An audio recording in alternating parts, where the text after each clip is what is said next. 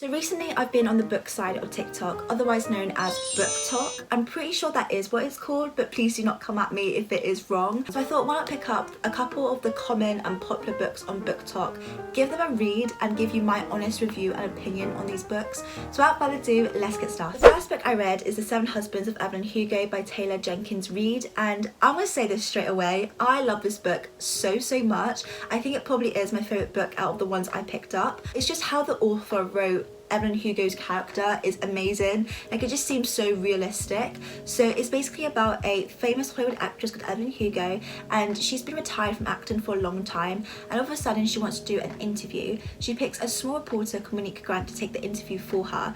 Monique has no clue why she chose her because she's a very small reporter, she's not really well known yet, but she took the opportunity anyways.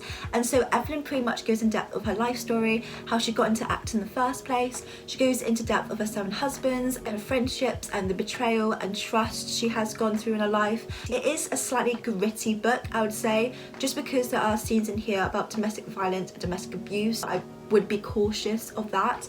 But yeah, it's a really beautiful book and I highly recommend you read this one, and for that reason I'm going to give this a 5 out of 5. So this book is called We Were Liars by E. Lockhart, and I think this is just a bit overrated, I'm not gonna lie. Like, I get why people were talking about it. I think I was expecting a lot more from it just because how people were hyping it up quite a bit. So it's basically about a girl called Candice Sinclair. She's part of the Sinclair family. They're quite sporty and they're quite smart and intelligent. They're also really rich, and they own a private island which they go to every summer.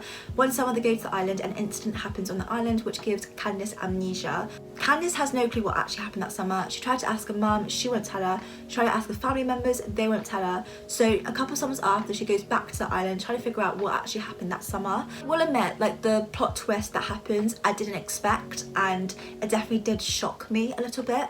But I was expecting a lot more from this book and I was slightly disappointed. So for that reason, I'm going to give this a 2.5 out of 5. The next one I read is They Both Die at the End by Adam Severa. I do think this is slightly overrated, but not as overrated as this one. There's a thing called Deathcast. It basically phones you up saying the next 24 hours you're going to die. They don't tell you how you die or when you die exactly. They just say you're going to die at some point in the next 24 hours. So there's 2 boys, one called Mateo, one called Rufus. They get the Deathcast call, and so they're obviously in complete shock. They didn't expect it to happen so soon. So they download the Last Friend app, which means you basically make your last friend before you die. So they meet each other on there and they start to become friends, and they kind of go on little adventures in New York City. I really like the dual narratives of the characters. So it shows you Mateo's point of view things to Rufus' point of view things. Not only that, but it also shows you the point of view of people they've interacted with in the story, which is really interesting because it just shows you that even the small actions and small interactions could mean a lot to someone,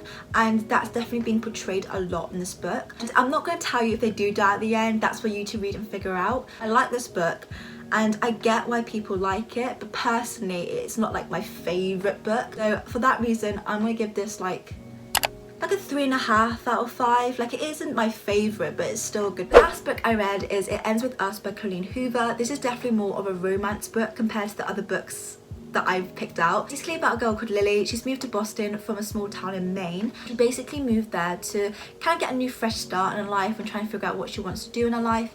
And she meets a very attractive neurosurgeon called Ryle Kincaid. I think that's how you say his last name. And they pretty much hit it off. They start dating, but all of a sudden one of Lily's past relationship, Atlas Corrigan, comes back into her life, and she's kind of stuck and torn between which one to choose from. So there's stuff in here also about domestic violence and also sexual assault. Those are like the main trigger warnings in this book. I'm not gonna lie, I did cry after reading this book just because it's just emotional. It was definitely an emotional roller coaster, but yeah, it was very beautifully written. I'm gonna give this like 4.9 out of 5. Out of all the books that I've read, I definitely recommend you read this one the most. The 7 Husbands of Evelyn Hugo is honestly a great read, and I just couldn't put this book down. I just kept flicking through the pages trying to find out what happens in each chapter. So yeah, I highly recommend you read this one. And unfortunately my least favourite book is this one. Like, it still is a good book, but I was just really disappointed by the outcome of it. It just didn't meet my expectation of the book. That's pretty much my opinion on these books. I will most likely do a part 2 to this video because there's a lot of books on Book Talk, so I most likely will do a part 2 to this video. But yeah, that is it for this video. I hope you enjoyed it. Please make sure to like, subscribe and turn on your post notifications.